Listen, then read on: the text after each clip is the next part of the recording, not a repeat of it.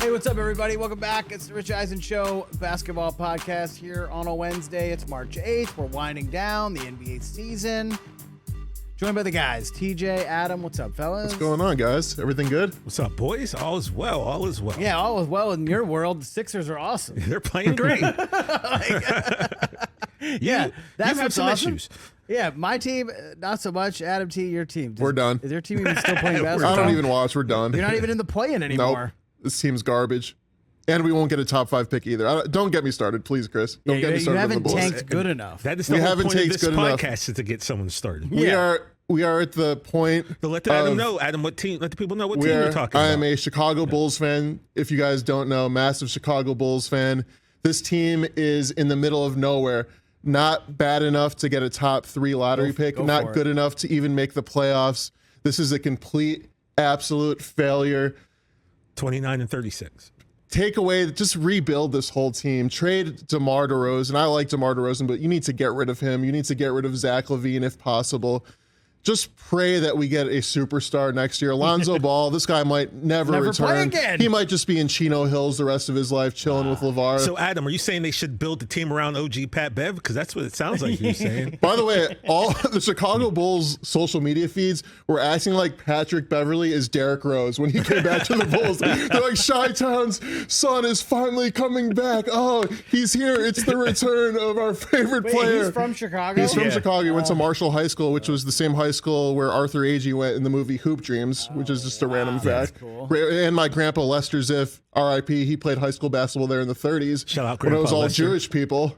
My grandpa actually led them, I think, downstate. But yeah, that's What was he averaging, like 8 a game back then? I'd say like 10 and 7, maybe. Have Bev wear your grandpa's number, because that would be incredible. It is pretty crazy that Pat Bev and my grandpa Lester Ziff went to the same high school together. That's amazing.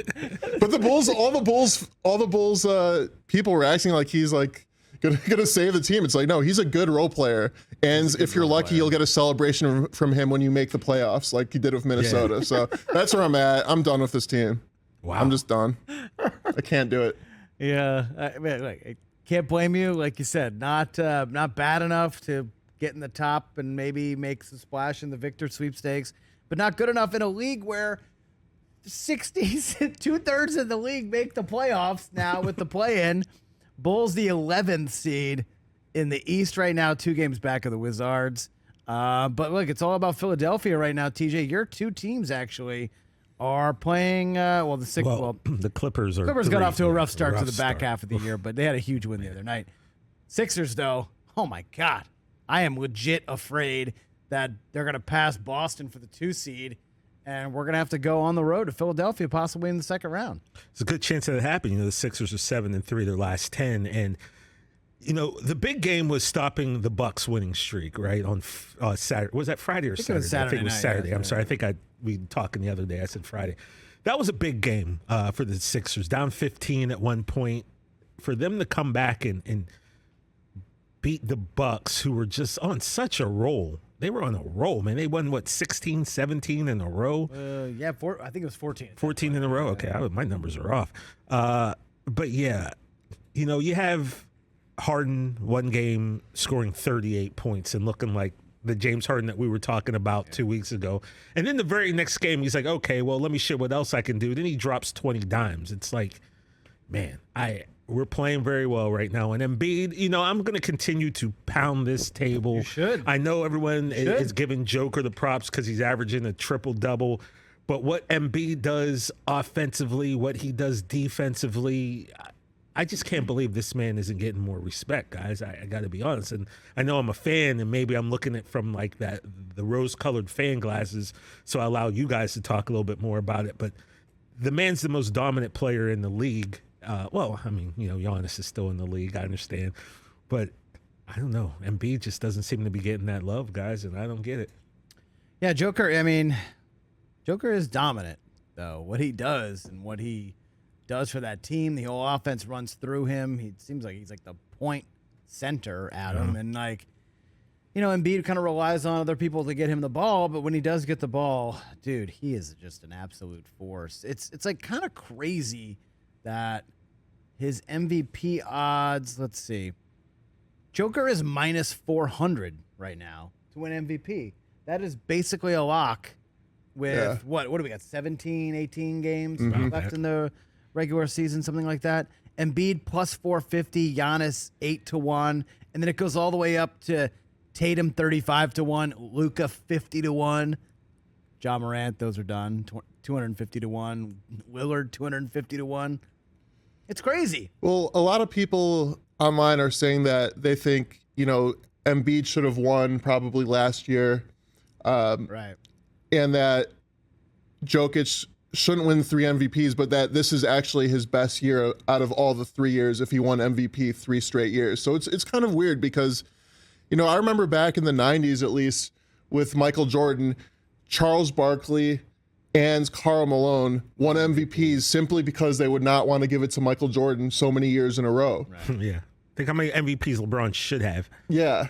And so I don't know if they're going to do that anymore because to me right now, they have the Denver Nuggets have the best record in the league. Right. And Jokic is averaging a triple-double. So it would be hard not to give him the MVP. This is the year he deserves it. Yeah, this is the year that he deserves it. But also, TJ, like you can make the argument that Embiid has deserved it in the last couple of years. So maybe you just give it to him this year. But the problem is they're not the number 1 seed yet. And so that's. But we've talked about on the show. I think I said the same thing 2 weeks ago when we did an episode. Like, if Philly does get the 1 seed, how is it not Embiid MVP? I think that's the key to him winning MVP is if they're the number 1 seed in the East. Without that, I don't think it happens. What do you think, TJ? At this point, I said I'm going to pound the table. I'm going to keep up hope, but I feel like the decision's already been made. The script's already been out. Yeah. Like Joker is going to win the MVP again, and then I don't know. I hope to me, the best thing would be those two getting a chance to go heads up. And that would only be in the finals. And then we get to see one against the other. Let's see who the better player is. But as of now, I'm resigned to the fact that, Joker's going to win MVP despite the fact of Embiid, leading the league in scoring right now. It seems like it's already a done deal. You've probably paid closer attention to this than maybe we have, TJ. But when Philly has played Denver, how have those gone? Has Embiid dominated that matchup? Did they even play in the game against each other? Yeah, let me give you the last stat, the last time they played because it was I feel like it wasn't that long ago, and it was a nationally televised game. Yeah, it was a national televised game. The Sixers won 126-119. Yeah, here it is. I got it too. Yeah. Embiid had 47 points. How many rebounds did he have? He had 47 and 18, 5 assists, 3 steals, 2 blocks, whereas Joker had 24, 8 and 9. 8 and 9. Yeah. No steals, obviously 2 blocks, 7 turnovers. Well, he's running the point. Then again, Embiid had 6 turnovers too. But 47-24. That. What do you want me to tell you there? And you won the game. Yeah. So, and was that their only time? Because usually cross conference they play twice. Yeah, they do play twice. I just knew that was the most recent. Right, that was the most recent one. It's interesting. I'm scrolling too. And we actually no, they play coming up. Yeah. Okay, so they do. March Denver. 27th. Yeah, March 27th. On a Monday. Just go ahead and circle that one on your calendar. That is going to be a monster matchup. Because I guarantee you, Joel Embiid will not play the game before that, just to make sure. There's no way he's going to miss that game. That could actually legit be for MVP because that's. Let's see, there are only like 8 games after that to finish the regular season. That's an important stretch for Philly, not against Eastern Conference teams, but they're at Golden State, at Phoenix, at Denver, kind of the last West Coast trip of the year for Philadelphia before they finish with some monster conference games, Toronto, Milwaukee, Boston, Miami. Yeah. And you would have thought Brooklyn would have been on there, but now, right. And I feel like Embiid will take it way more personally just because he hasn't won before, whereas Jokic has won twice already. So I think Embiid will want to prove a point that he is the MVP this year, no matter what people say. And by the way, that's going to be a good stretch for him because the game before that on Sunday the 25th, the Sixers play the Suns. Right. That's going to be a big game against another formidable center. So he's going to have Embiid against Ayton, and then he's going to get a day off. And then on the Monday, they get Denver. And then on the Wednesday, there's Dallas. So, that mid-March, those 3 games, those are really big games. Like you said, Chris, a big run stretch for the Sixers right Yeah, there. that's a huge stretch to kind of finish the year for Philadelphia, especially if they want to get to the 1 seed, which is not impossible. I mean, they're four back of Milwaukee right now. They're 1.5 back of Boston. Boston's lost 3 in a row. Just absolute, just gut-wrenching game. Adam, Chris is ready to just cut Grant Williams just right Grant now. Williams. Cut him, Grant and I'm Williams. shocked. First off, I thought you liked him, baby. What's I wrong? do like him. He's had a really good year. Look, he really stepped up this year because Danilo Gallinari was supposed to be in that spot Yeah, he hasn't. of the guy off the bench, stand in the corner, hit threes, give me some rebounds, play a little defense. And now Grant has really stepped up. He's had a really good season. He's probably made himself a good amount of money this offseason coming up. But with a game like that, a division game, a conference game against a team like Cleveland that's gotten their number a few times this year, and you're on the road and you get fouled with 0.9 seconds left, and you look at the other team's best player and you say, yeah, I'm going to make both. Well, then you better make both. And it's tied. You better at least make one. So we win the game. That's really important. They weren't even close. Did you see the shots? They weren't even close. I mean, pressure. He front rimmed the first one. Pressure builds diamonds and also pressure busts pipes. It was awful. Cut on the spot. So would you have cut, let's say, Shaq back in the day if he missed 2? Different type of player. Not the same. And Grant Williams is still an important part of your squad. But though. you're a bench guy. If you're a role player and you say something stupid like that, you better come through. Listen, it's the regular season, Chris. If he does this in the playoffs, it's a different story. Yes, but it's a regular season here with like 20 games to go where we're kind of spiraling a little bit, and we need to stop the bleeding. And you do it with in a tough road environment like Cleveland. Like Cleveland's been a really good team this year. They've played us really tough. We haven't really figured out their number, and they seem to have ours. That's a chance to steal a game, especially when Tatum was out. Tatum didn't play because it was the second game of back-to-back. Jaylen Brown had a nice night. No Al Horford. Yeah. Blake Griffin had to start. And so you got to go out there. You got to win that. Dude, I'm going to make both. You're cut. I respect the confidence, Mitchell though. was You don't talking respect the trash to confidence? him, so what was he supposed to say? Like, I don't think I got this in me. Of course You know what he's you do? You get up there, you make both, then you look at him and you wink and you go home. Like, you know what I mean? He just Donovan Mitchell completely Jedi mind tricked the mailman don't deliver on Sunday. Hey, man, it happens. Like Pippen to Karl Malone. It happens. Chris, I Dude. feel like you're losing faith in the Celtics right now. I kind of am. Why, It's been though? a really rough stretch, man. They just do dumb things. They play so dumb. After last year, they basically gave away the NBA Finals because they couldn't hold on to the basketball. And you'd think they'd clean that up, knowing that was an issue. Clean it up this year. Play a little bit smarter. Nope. 22 turnovers against the Knicks in a game that you cannot lose. They're without Jalen Brunson. You're at home, and you just give that game away. They're Yeah, still it's a tough doing one. dumb crap, and it's so frustrating. And Tatum, for as great as he is, first team All-NBA last year, he might be that again this year. Finish around the rim and stop settling for step-back threes. Mm-hmm. I bet I want to curse so bad. It's so frustrating because this guy is so close to being on the precipice of making the MVP leap and being the best player on a team that wins a championship. And it's like, you want it so bad for this guy, and it's right there. Just take it. You are right about the sloppy play and the turnovers that will come to bite them Oh, in the playoffs, it'll happen again. against the Philadelphia, against any formidable team. You can't do that deep And into you're, the and you're playoffs. giving away these games where you've had the last 3 games, so they've lost 3 in a row. They've had 15-plus point leads in all 3 games. Okay, can't blow that, obviously.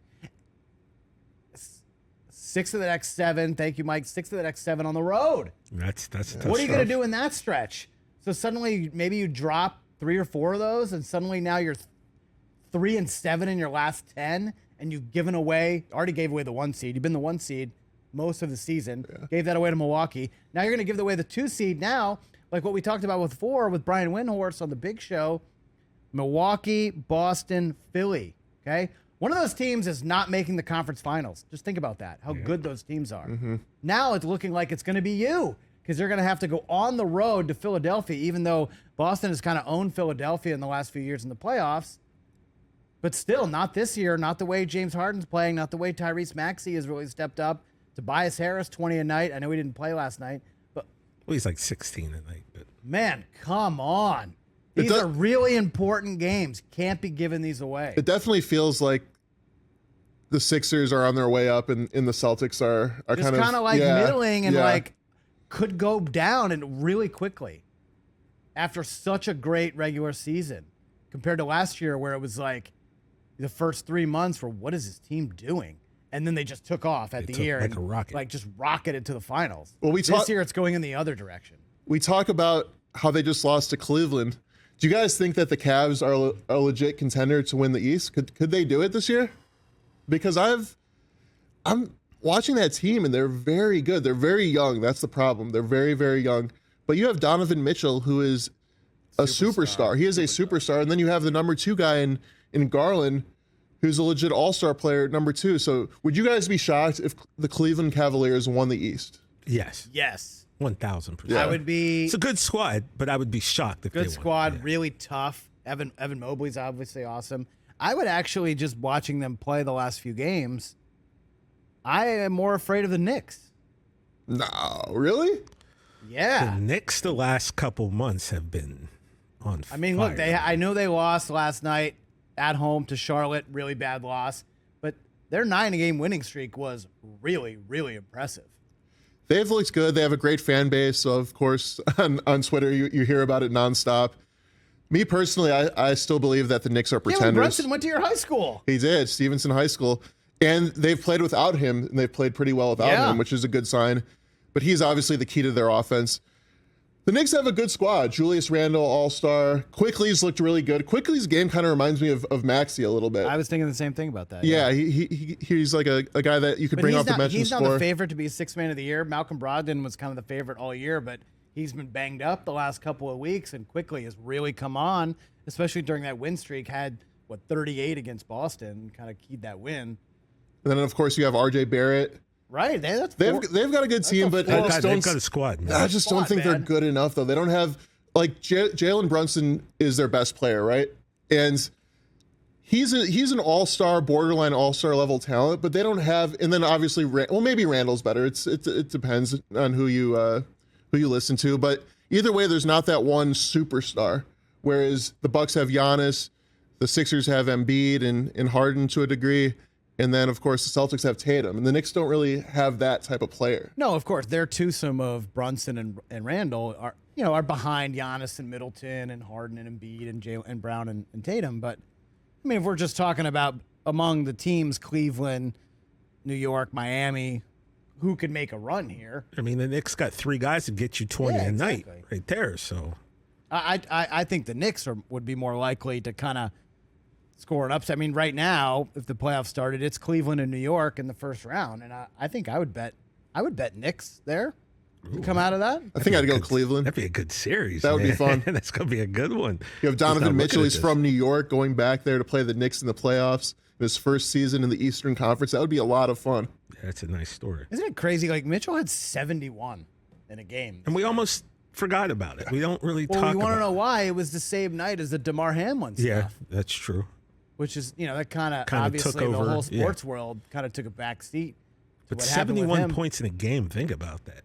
But we had 2 guys score over 70. Then you get Dame doing it too. So we talked about that a little bit more, but you're right. Unfortunately for, Donovan, his game got lost in that tragic situation that happened in Buffalo. But you got to give the guys props, man. 71 points is no small feat. He's been awesome. And him going there, I didn't know how that was going to be. And Cleveland, it's just been kind of an afterthought since LeBron left the last few seasons. And you're just not wondering what's going on there. But Evan Mobley has come in. He's developed really, really good big man in this league. Just a walking double-double.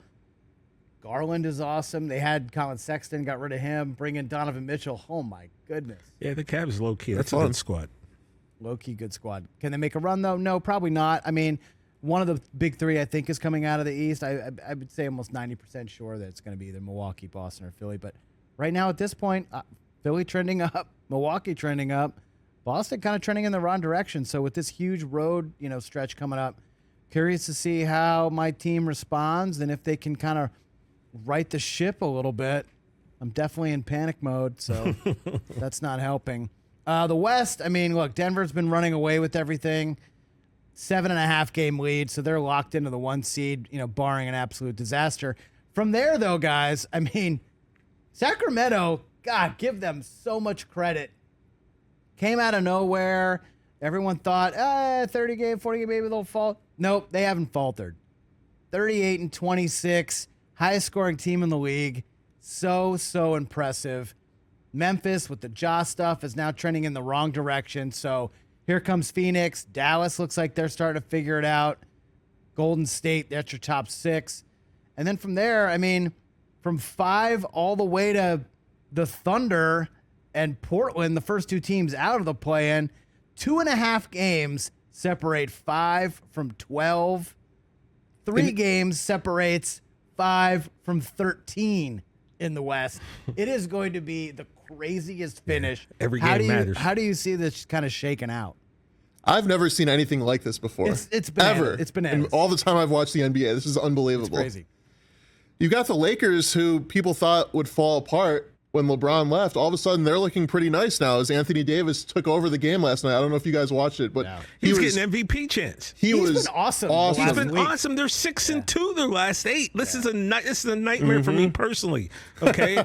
I thought we were reading the last rites. I thought we were putting them to bed, and no. And I thought as soon as the Clippers made those trades that they'd start winning a bunch of games. It went the opposite direction. They started losing every single game. If the season starts right now, we have Clippers-Lakers play-in, TJ. Wow. I know. I was just looking at Clippers-Lakers Let's go. play-in. Let's go. One game for it all. Oh, my God. That would be amazing. Well, the fact of the matter is, and I don't have this number in front of me right now. I'll have to look it up. But the Clippers have won like 8 in a row or something. Yeah, you guys are on a good run against some ridiculous stretch that we are. I'm going to get the exact stat here. But Adam, to your point, just the log jam in the West is just so amazing. Utah is sitting at 13, but they're a half game back of Portland, Oklahoma City, and the Pelicans. The Pelicans currently at 10. They have the tiebreaker over Oklahoma City and Portland. They're a half game back, New Orleans, of the Lakers, who is 9 right now. A game and a half behind the Clippers, who are tied with the Timberwolves. T-Wolves have the tiebreak. That's your play-in. Golden State is just like the weirdest team in the league this year. I can't understand them. 27-7 at home, 7-25 on the road. Wow. Steph is back, and they lose to the Lakers on Sunday. Kyrie and Luka are now scoring like crazy, and they're starting to win games. Could they be a threat? I don't know. The cool thing about the play-in games this year is you will be guaranteed in the West to see superstars. Like legit superstars playing against each other. And that's going to be fun. That's why probably the league wanted to implement the play-in games for this type of situation when you get to see superstar level talents play against each other and winner take all. And the Clippers are 10-0 against the Lakers in their last 10 against them. So just throwing that. By the way, that Clipper game against Memphis was so important. I don't know if you guys saw that game. I was there. Oh yeah, you said that. Oh no, I went to Minnesota. I'm sorry, not Memphis. Okay, but anyway, the Memphis game, because the Clippers let up over 50 points in the third quarter to Memphis. 51 in the third they were quarter. down by like 15, I think, to start that. And they'd lost 5 in a row. I said they have to win this game. If they don't win this game, it's over. And they figured it out. And I think that the Clippers will be able to build from that game and hopefully gain some confidence. They have another game tonight against the Raptors, which they should win. But this is going down to the wire, so this is so much fun now. Yeah, and it's like every game's important. You're not going to see guys sitting out. No. Like you're going to see guys really pushing it because, especially in the West, the seeding matters.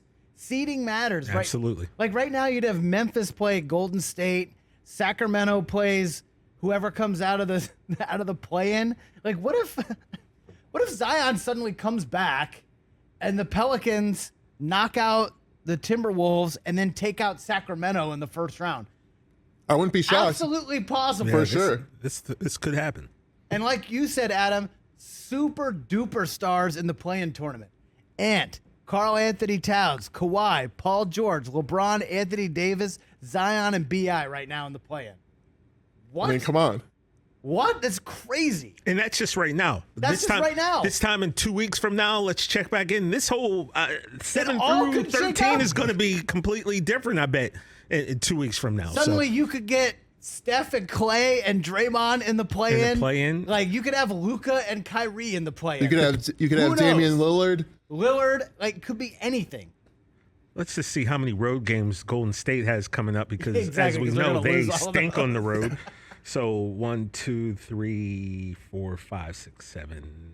They got like 8 road games left, which they're probably going to lose just because that's what they do on the road. I mean, at least 1-7, 2-6, yeah, maybe. so it's this is coming down to the wire, fellas. Yeah, it's coming down to the wire. It's going to be so exciting. So I threw out an overreaction Monday on the big show this week. I said Phoenix to the NBA Finals in 16 games or less. Crazy? And you're not basically- talking the 16 games it takes to win a title. You meant I mean, the 16 games as a team. So, they're three, playing so together, three yeah. playoff series. That's going 12-4 at the most.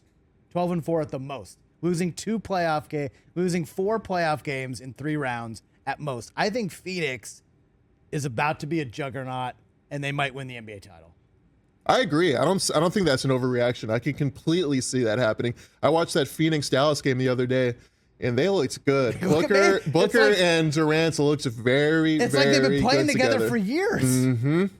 And I also love that game because I like the beef between Luka and Devin Booker. That's fun. And I really hope that happens in the playoffs, by the way. I really hope somehow the Mavericks play the Luka Suns. stole their soul last year. Yeah, so it would only be fitting if the Suns got revenge with KD on their team this year. But I don't think that's an overreaction.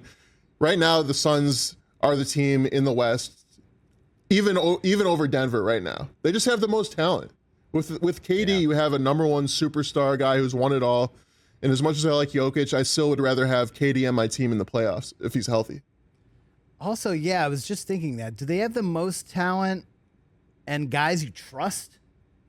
Yeah. Because, Denver lost the first round last year. I think they made the conference finals the year before, but they've had guys injured. They're coming back. Michael Porter Jr., how healthy is he really? Jamal Murray has really played well. I know because TJ has him in fantasy. Yes, indeed. Been playing really well recently. But when you just look at Devin Booker has scored 70 a game in the NBA. Kevin Durant is a top 10 player all time. Chris Paul is maybe the greatest point guard of all time. Man, that's so much. I know they gave up a lot. They really don't have a deep bench anymore. They gave up, all of their good role players and guys who can go off. Mikal Bridges, Cam Johnson.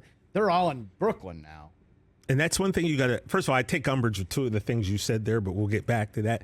That's the other thing you got to think about. Like Chris Paul being the best point guard you ever. had this chemistry, and that's my whole thing. Now, we know that they can score, but defensively, like Howell's, Right. there's a lot Right. that's going to go on when, 100%. when you know each other and okay, I know that this guy, he has a problem sliding over to this side, so I'm going to, I'm going to accommodate him. I'm going to, there's just a lot that goes on defensively. Are they going to have the time to kind of mesh? Because they can score. That's going to be easy. But if it were just scoring points, basketball would be a completely different game. You got to go and stop the other team. Got to stop the other team. Don't know if Phoenix can do that. But real quick. But can they outscore teams? Sure. Yeah, sure. You said Durant top 10 of all time. I don't know about that. And Chris Paul, all-time greatest point guard. Definitely not the case. I said maybe. Yeah, but I don't even think it was a maybe. Is he second? Okay, he's second. No, I think most But he's people first say ballot Hall of Steph Fame would be regardless. second. Magic Johnson's the greatest point guard to ever play basketball. A lot of people are trying to push Steph narrative. I'll give Steph number 2. I can't even say Chris Paul's better than Isaiah Thomas, though. But maybe that's a discussion for another day. We More can go down that. accomplished statistically, not the rings, obviously. That is a good conversation for that. That's a good off-season topic. But am I crazy? So I think we gave our predictions a little while ago. I said Phoenix, Boston. I don't feel so great about Boston, but I feel really good about Phoenix. You guys want to change your picks? I still like my pick. I like revisiting this every couple weeks. Yeah, a couple weeks ago I said this. I said Phoenix and Milwaukee, and that's what I still believe. I think that's I good. can't remember what my pick was. I'm sure it was. I don't even remember. I don't remember who I picked. But What do you have now? Denver, I'll make a pick now. You're going to go Denver and Philly? Why not? I don't know if I believe in Denver, man. You know what's And crazy? Nobody really believes in Denver, and watch them just steamroll everyone to the finals. look, it's very possible because Yeah. they're very fundamental, Yeah. and that's kind. I don't want to put them on this level, but kind of like you remember watching the Spurs when that machine was clicking, and it was just like every pass, like they made the right play every play, every time down the court, and it kind of seems like the Nuggets have a little bit of that in them. But you got to see, man, when the playoffs come, if they got that dog in them. Different beast, man. You know, it's a different beast. If I had to pick right now, maybe I'd go Phoenix, Milwaukee.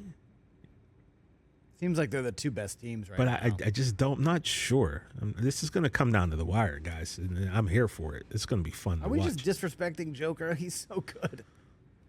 I think to a point. He's so good. He's so good. His game, you know, back in the day, right? I remember a friend of mine, he was younger. He was telling me how he didn't like Tim Duncan, right? Yeah. This is early, and I'm like, he's why? quote, He unquote, goes, well, boring. he just doesn't dunk and he's boring. And I had to explain to him, though, do you understand how good he is at everything basketball-wise? Just because he's not making Sports Center highlights, that doesn't mean he's not the best player out there. So I think you have to say the same thing with Joker. Look, he's never going to go coast to coast as a speed demon, you know, but his game is very efficient and very fundamentally sound. And this team, you're right, Brockman. I think maybe we might be sleeping on them. It's really and possible. if the Denver Nuggets, if I went to sleep today and then didn't wake up until game 1 of the NBA Finals, and I said, hey, what's the finals? And you said the Nuggets, I don't think I'd go, what? No way. You know, Well, you'd be like, yeah, that makes sense. They've been one of the top they were three top teams the all whole year. Yeah. So And people talk about how Jokic isn't necessarily exciting to watch. To me, he's one of my favorite people in the league to watch because his passing is he's one of the best passers now. To me, he's the best big man passer of all time, and he's one of the greatest passers of any position in NBA history. He's special to watch. And if you really love the game and you love watching the nuances of the game, then you watch Jokic and you admire what he does every single game. yeah, it's pretty much exactly what I was saying about the Tim Duncan thing. Yeah, Yeah, it's that's not fair. flashy, Yeah. it's not Totally fair, highlight, yeah. but everything is just right. They do everything right. Every decision, yep. You know, yeah. God, I'm looking forward to this, man. This is when the season's starting to heat up. great. That's when you know great. you got to say it with your chest, and you got to. First of all, you got to be available. Take all your time, and that's why I kept saying to Rich when he would complain about Kawhi missing back-to-backs. I'm like, I don't care about a healthy Kawhi in October. I need a healthy Kawhi in April, May, June. And, you know, now it's like, now these guys are going to maybe stop with this load management. They're going to stop taking games off, and they're going to go out there and try to ball. And the thing is, you look at Kawhi's game logs for the last, basically since the new year started, since It's unbelievable. Mid-January, it's unbelievable. Like 30 every night.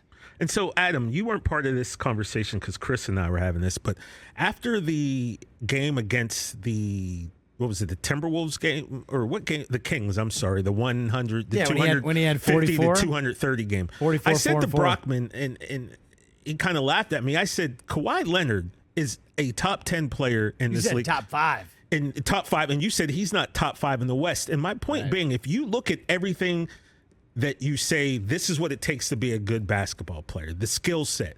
I don't know how, if you watch Kawhi Leonard and watch this man on the basketball court, I don't know how you can say there are 6 guys who are more talented at the game of basketball today than him.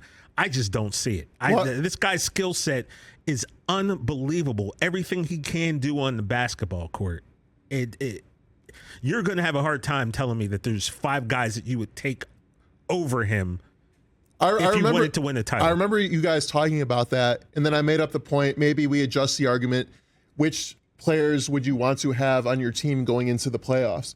And I agree with you in terms of if it's that argument that there's not 5 other better players that I'd rather have than Kawhi Leonard going into the playoffs as long as he's healthy. As long as he's healthy, because you think scoring, defense, like that was my whole argument when you and I had talked about Kawhi and Luka. I was like, the thing about Luka is he's never going to be as good on D as Kawhi because there's very few people in the world that play defense like Kawhi Leonard. So when you take his whole bag, that whole skill set, he's super duper elite. All right, I'm writing down 2 top 5s that we're going to do right before the playoffs start. Okay. Top 5 guys you want heading into the playoffs, and then top 5. This is a great first take, and I love these. TJ, you hate them. Top 5 guys under the most pressure For the big show? No, we're going to do this on this show. Oh, okay. right before the playoffs. So Okay. our kind of a playoff preview. All right. These are two of the top fives. We can do. By the way, we could do a whole playoff preview show that's just top fives if you guys want. Sure. But we are Sure. doing these two at the very least. I'm writing them down right now. Anybody gonna who's be listening, what do you guys want us to talk about before the playoffs? Give us Yeah. some suggestions in the comments. Yeah, Also, throw it what in do you the guys think comments. about this? You know, a quote came out from Paul George where he essentially said he had to really take a look at himself and understand and realize that he wasn't good enough to be the number one on the call sheet I saw that. as a championship team. And of course, you know, people are going to say this, that, and the third about it. For me, I thought it was very commendable and respectable for him to come out and say, like, look, man, I realize that I'm this good, but I'm not good enough to do this alone. I'm not good enough to be the one. How did you guys feel about that comment? I respect that, man. I gotta say, I respect that. Sometimes you gotta take a good hard look in the mirror and assess your career and where you're at and the moment and what's capable and acceptable and possible in front of you. And he did, and said, look, I need to be a 1B or even a 2 for my team to win a title. And you got to applaud that. Got to applaud the And honesty. Paul George is, again, when we Paul talk George Kawhi, is awesome. I don't think there's Future Hall of 20 Famer. better, I don't think there's 20 better players in the NBA than You can Paul make George. a real good case. He's top 20, top 25 in Absolutely. the league, and really, really good player, top level player for a long 24, time. 6, and 6 a night. Man, You know? I- and by the way, that's coming anybody back would sign from that, from that. horrible broken leg that he suffered. So you got to imagine where would Yeah. this guy's game be Yeah. had that stanchion been 5 feet further back when he ran into it and snapped his leg in half. Like, I like we're how your talking guys- about a different Paul George. I like how your guys' sentiments. I completely agree that the fact that the NBA, the top players in the NBA they all have massive egos because you have to have a massive Have to ego get to that become point, yeah. exactly. And so for him to be able to still have the ego but still step back and say, well, if I actually really want to win a championship, which clearly he does, for him to admit that, if I want to win a championship, I'm going to be brutally honest and say to myself, I can't win it as the number one guy. That's totally respectable. And I respect him even more than somebody who would say, like, oh, no, I'm the number one guy when they're clearly, Right. not. Yeah. So respect to Paul George for being honest and still being an awesome Hall of Fame player. No doubt. Yeah, it's gonna be wild. It's gonna be wild. Like I said, there's like what do we got? A month left of the regular season, and then the 2.5 month wild ride. That's the NBA playoffs. Buckle up, people. It's gonna be great. All right, that's this week's show. We might be back next week. We might not. We might be back in 2 weeks, most likely. More top fives. More checking out where everything stands in the NBA. We love you guys. Thanks for watching. Thanks for doubt. listening and tuning in. Again, comments. Leave some comments. What you want to hear us talk about as we get ready for the NBA playoffs. Adam, TJ, love you guys. We'll see you next week. All right, guys. Take care. Peace. Peace.